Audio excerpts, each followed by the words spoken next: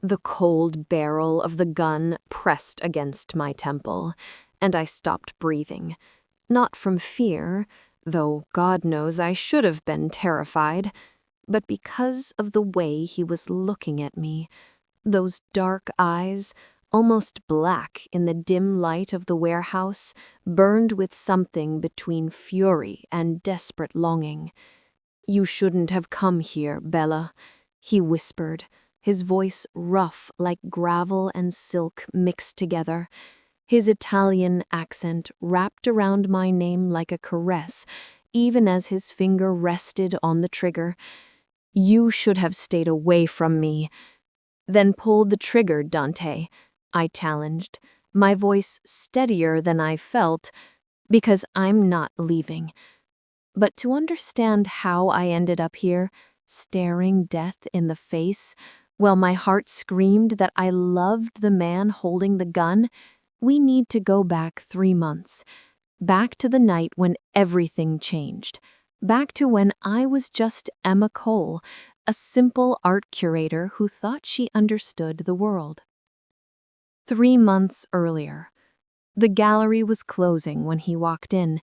I should have noticed the warning signs immediately, the expensive Italian suit that probably cost more than my monthly rent, the way my assistant Sarah's face went pale when she saw him, the almost predatory grace in his movements. But I was too focused on the Caravaggio reproduction I was hanging, trying to get the lighting just right. "We're closed," I called out without looking, standing on my tiptoes on the ladder. "But we open tomorrow at 10 if you'd like to." "That's not a reproduction." I nearly fell off the ladder. His voice came from directly behind me, so close I could smell his cologne. Something expensive and intoxicating, cedar and bergamot with an edge of danger. I turned, and that's when I saw him for the first time. Dante Salvatore, though I didn't know his name yet. Didn't know that he was the heir to the most powerful crime family in New York. Didn't know that looking into those eyes would be my salvation and my damnation. He was beautiful in a way that seemed almost unfair. Sharp jawline, dark hair perfectly styled, olive skin, and those eyes, deep brown, almost black, that seemed to see straight through to your soul. But it wasn't his looks that made my breath catch. It was the intensity, the way he looked at the painting, then at me, with the same level of focused attention. "I'm sorry?" I managed, climbing down from the ladder, very aware that my skirt pants had ridden up slightly. "This Caravaggio, it's not a reproduction, it's the original." He stepped closer to the painting, his hand hovering inches from the canvas with the reverence of someone who understood art. "The Betrayal of Christ, stolen from Malta in 1987. I've been looking for it for 5 years." My heart dropped into my stomach. "That's impossible. I acquired this from a private collector in Prague. I have all the documentation." "Forged documentation." He turned to face me, and I saw something flash in his eyes. Not anger, but something more complex. Respect, maybe. "Though you probably didn't do it yourself. You're too careful, too methodical. I've been watching you work for the past 20 minutes. You care about every detail." "You've been watching me?" I should have been alarmed. Instead, I felt my pulse quicken for an entirely different reason. "I make it my business to know about beautiful things." The corner of his mouth lifted in a smile that was both charming and dangerous. "And people who handle them. Tell me, Miss Cole, yes, I know your name. Where exactly in Prague did you acquire this painting?" The fact that he knew my name should have sent me running. Instead, I found myself walking to my office, gesturing for him to follow. Sarah was gone, I noticed. Smart girl. The Dubois collection, I said, pulling out the file. Everything checked out. Provenance going back to 1988, documented restoration work, the export permits, all fake. He leaned against my desk, too close, invading my space in a way that should have felt threatening, but instead felt electric. Claude Dubois is a front. He doesn't exist. The real collector is a man named Viktor Kozlov, Russian, former KGB. Now he deals in stolen art and weapons. How do you know all this? I stared at him, clutching the file like a shield. Because I'm in the same business, though I prefer to think I have better taste and better morals, relatively speaking. You're telling me you're a criminal? I should have been reaching for my phone, should have been calling the police. Instead, I was rooted to the spot, fascinated despite myself. I'm telling you that you've been tricked into handling stolen property worth approximately $30 million, and that Victor will kill you to get it back. He doesn't believe in loose ends. But I believe in protecting beautiful things.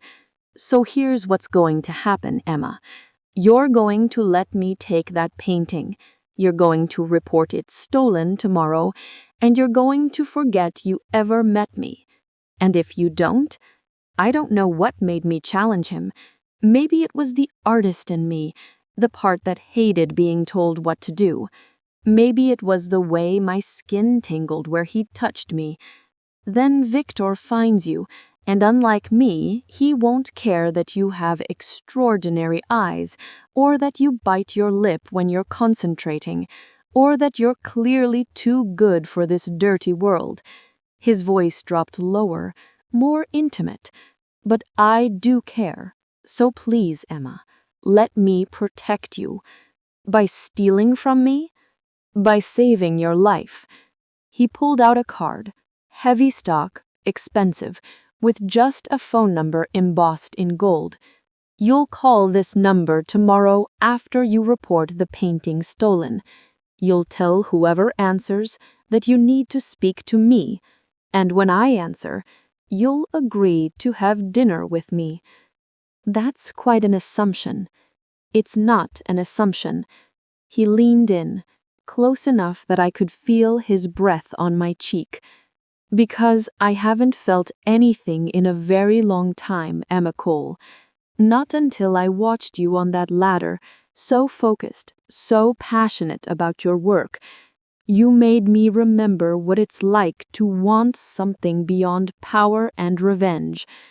Then he was gone, and I was left standing in my office, holding his card, with the Caravaggio missing from the wall and my entire world tilted on its axis. The dinner. I told myself I wouldn't call. For exactly 12 hours, I convinced myself that reporting the painting stolen and moving on with my life was the smart thing to do, the safe thing. But I'd never been very good at safe. Dante Salvatore, his voice answered on the second ring, and just hearing it sent a shiver down my spine. It's Emma Cole. I know. I could hear the smile in his voice. I've been waiting. The restaurant, 8 o'clock, and Emma, wear something red. It's my favorite color. He hung up before I could protest, leaving me staring at my phone and wondering what the hell I was doing. The restaurant was on the Upper East Side, the kind of place where reservations had 6-month waiting lists and the staff knew better than to ask questions. Dante was waiting outside, looking like sin in a black suit, and when he saw me in the red dress I'd bought that afternoon, silk, elegant, more daring than anything I usually wore, his eyes darkened with approval. Bellissima, he breathed, offering his arm. You're going to be the death of me, Emma Cole. Funny, I said, taking his arm despite every warning bell in my head. I was thinking the same thing about you. Dinner was surreal. He ordered in perfect Italian, chose wine that probably cost more than my car, and talked about art with the knowledge of a scholar and the passion of a true collector. For hours, I forgot what he was, forgot the danger. He made me laugh with stories about terrible forgeries he'd encountered, listened intently when I talked about my dreams of opening my own gallery someday, and looked at me like I was the only person in the world. "Tell me about your family," I said over dessert, noting how his expression shuddered slightly. "My father is Don Carlo Salvatore. He runs the 5 families in New York. My mother died when I was 10, cancer." He said it flatly, but I heard the pain underneath. "My younger sister, Lucia, is in college in California, far away from all of this. That's how I want it. And you? What do you want?" I used to think I wanted power, respect, to be feared. He reached across the table, taking my hand. "Then I saw you on that ladder, and I realized I want something impossible. I want out. I want a life where I can wake up next to someone who looks at paintings the way you do, with that pure joy, where I'm not constantly watching my back, wondering who's gonna betray me next. Dante, I know it's crazy. We just met, but I've lived my whole life in the dark, Emma, and you're light, pure light, and I'm selfish enough to keep you, even though I know I'll only dim that light eventually." "Maybe I'm stronger than you think," I said, squeezing his hand. "God, I hope so." He stood, pulling me up with him. "Come with me. I want to show you something."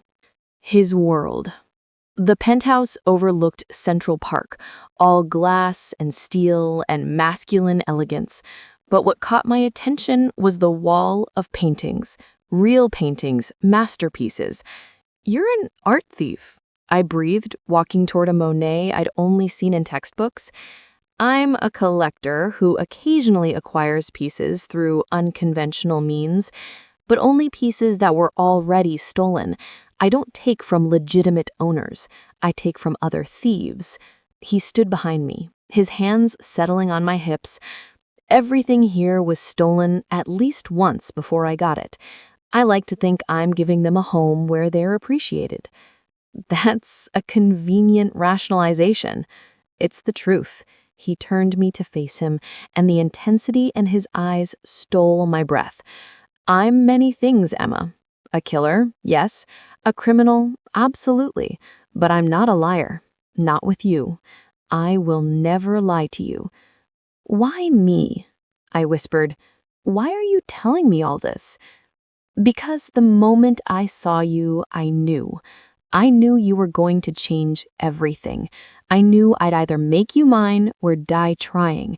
And I knew that for the first time in my life, I wanted to be honest, completely, terrifyingly honest." His hand cupped to my cheek. "I'm in love with you, Emma Cole. I've loved you since I saw you on that ladder. And I know it's crazy, and I know I'm going to ruin your life, but I'm selfish enough to keep you, even though I know I'll only dim that light eventually." I should have run, should have called the police, should have protected myself, should have been smart. Instead, I kissed him. The kiss was fire and desperation, his hands in my hair, my back against the wall, years of loneliness and hunger pouring out between us. He kissed me like I was oxygen and he was drowning, like I was salvation and he was damned, like I was the only real thing in a world of shadows. "Stay," he breathed against my lips. "Stay with me tonight. Let me show you how I feel. Let me worship you the way you deserve." "This is crazy," I said, but I was already nodding, already lost. The best things always are. That night changed everything. He was gentle and fierce, reverent and demanding, and when I woke up in his arms as dawn broke over the city, I knew there was no going back. I'd fallen into his world, and I was falling in love with a man who could destroy me. The price of love. The next 3 weeks were a blur of stolen moments and dangerous passion. Dante introduced me to his world slowly, carefully. I met his right-hand man, Marco, who looked at me with suspicion that gradually turned to protective respect. I learned the rules of his world: never ask too many questions, never show weakness, never trust anyone completely. But I also saw the man beneath the monster. The way he visited his sister every week without fail, even though it meant a 6-hour drive. The way he paid for the education of the children whose parents worked for him. The way he protected his people with a loyalty that was absolute and terrifying. "There's a meeting tonight," he said one morning, kissing my shoulder as I made coffee in his kitchen, "with the Castellano family. Stay here. Don't answer the door for anyone but Marco." "Why? What's happening?" "Business. Nothing for you to worry about." But I heard the tension in his voice. "Dante, if we're doing this, if we're really together, you can't shut me out." He turned me to face him, and I saw the war in his eyes. "The Castellanos think I'm weak because of you. They think love has made me soft. They're going to push, and I'm going to have to push back. And I don't want you to see that side of me.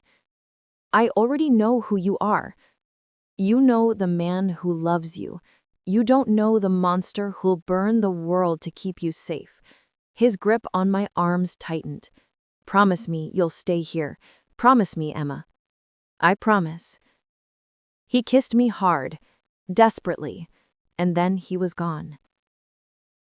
I lasted 3 hours before my phone rang. Unknown number. "Hello?" Emma call. A voice I didn't recognize, smooth and cold. "My name is Luca Castellano. I have information about Dante Salvatore that you need to know. Information about who he really is, what he's really done." "I'm not interested." "Am I?" "Ask him about Antonio Castellano. Ask him about the warehouse fire in Brooklyn 2 years ago. Ask him how many people died." He paused. "Or better yet, meet me. Let me show you the proof. Then decide if you really want to love a monster."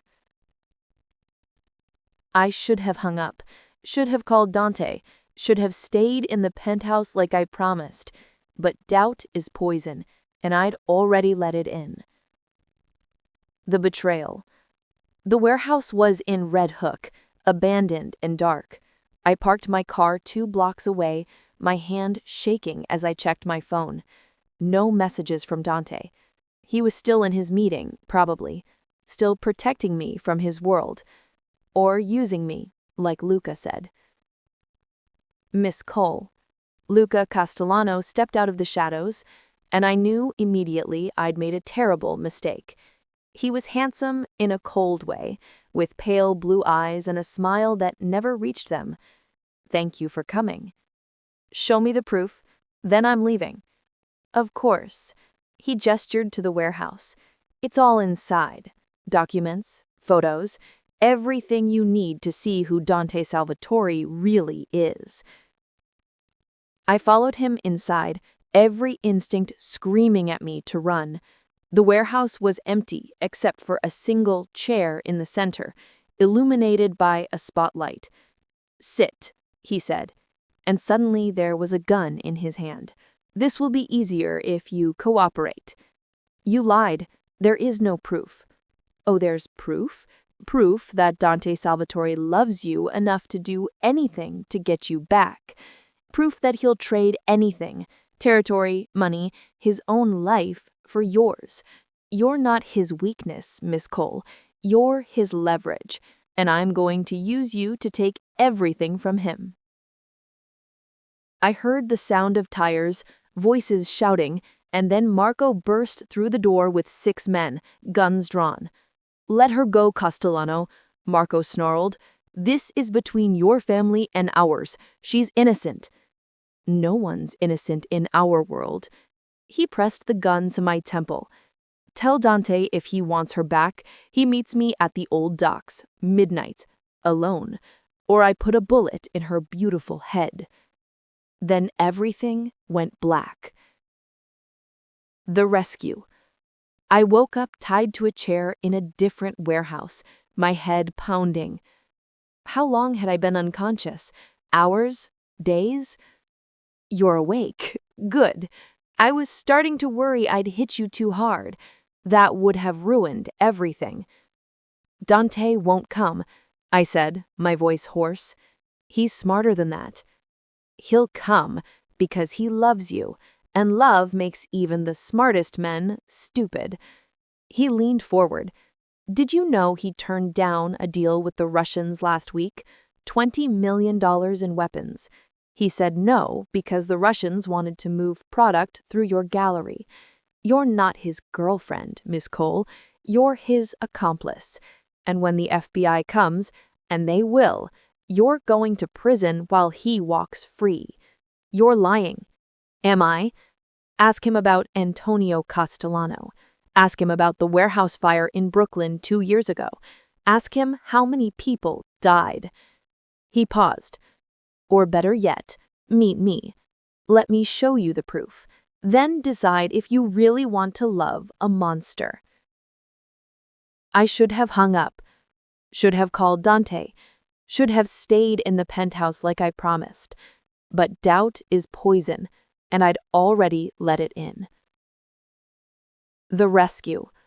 The docks were foggy and cold, lit only by weak streetlights. Luca kept the gun pressed to my head as we waited, his men fanning out around us. Then I saw him. Dante, walking alone through the fog, his hands raised to show they were empty. "Let her go, Castellano," he called out, his voice deadly calm. "Drop your gun. Kick it over." Dante complied, and my heart broke seeing him disarmed, vulnerable, for me. "Now what?" Dante asked, still walking closer. "You kill me, then what? My family will hunt you to the ends of the earth. Your father, your brothers, your entire organization will burn. Not if I have your woman. She's my insurance policy." He pulled me tighter against him. "You're going to sign over your territory, you're going to leave New York, and you're going to do it because you can't stand the thought of her dying." "You're right," Dante said, and he was close now, close enough that I could see his eyes. They weren't looking at Luca, they were looking at me, full of love and apology and desperate determination. "You're right, I can't stand the thought of her dying. Just like you couldn't stand the thought of your brother dying. Antonio, that's what this is really about, isn't it? You murdered him." "He tried to kill my sister." Dante's voice cracked with rage. "He followed Lucia to California. He was going to rape her, kill her, send me the video. So yes, I killed him, and I'd do it again. But Emma is innocent. She has nothing to do with our war. She has everything to do with it. She's the only thing you've ever loved." "Then you've already won," Dante said quietly, "because killing her will destroy me more completely than any bullet could. But it won't bring Antonio back. It won't end the pain. It'll just create more of it." For a moment, I thought Luca might listen, might remember that he was human, not just a monster. Then his finger tightened on the trigger, and everything happened at once. Dante moved with impossible speed, pulling a second gun from his ankle holster. A shot rang out. I felt the gun leave my temple as Luca staggered backward, a red bloom spreading across his chest. Then Dante was there, cutting my bonds, pulling me against him, his hands frantically checking me for injuries. "Did he hurt you? Emma, look at me. Did he hurt you?" "I'm fine. I'm okay." I was sobbing, clutching him. You came for me." "Always." He kissed me forehead, my cheeks, my lips. "Always, amore mio. I will always come for you." Around us, Marco and his men were handling Luca's crew. Some were dead. Some were surrendering. The war was over, at least for tonight. "I'm sorry," I whispered. "I should have stayed. I should have trusted you." "No, I'm sorry." He pulled back to look at me, and I saw tears in those dark eyes. "I should have told you everything from the start. Should have trusted you with all of it. Antonio, the Castellanos, all of it." "Tell me now," I said. "Tell me everything. No more secrets." So there, on the docks, with the fog rolling in and the bodies of his enemies around us, Dante Salvatore told me everything. About his father's empire, about the violence he'd committed, the lives he'd taken, about Antonio Castellano's plot to destroy his family by targeting Lucia, about the warehouse fire that killed 6 men who'd been planning to bomb a school where children of rival families studied. "I'm not a good man, Emma," he finished, his voice raw. "I've done terrible things.